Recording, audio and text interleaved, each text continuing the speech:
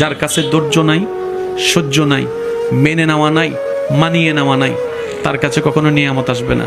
এই ক্ষেত্রে আমাদের অনেকের মনের একটা চাপা প্রশ্ন থাকে, জানতে চাওয়া যে ধৈর্য তো অনেক ধরেছি, আর কত ধৈর্য ধরব, সহ্য তো অনেক করেছি, আর কত সহ্য করব। হাজার দিকে উত্তর না গিয়ে একটা উত্তর দেওয়ার চেষ্টা করি, মাথায় এবং মনে বসিয়ে রাখবেন যদি ভালো লাগে।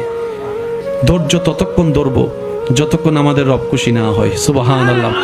যতক্ষণ রব খুশি না হবে ততক্ষণ ধৈর্য, ততদিন ধৈর্য, তত মাস ধৈর্য, তত বছর ধৈর্য। কারণ আল্লাহ তাআলা জানেন কখন নিয়ামত দিলে আমাদের জন্য ভালো হবে, এটা আল্লাহই ভালো জানে।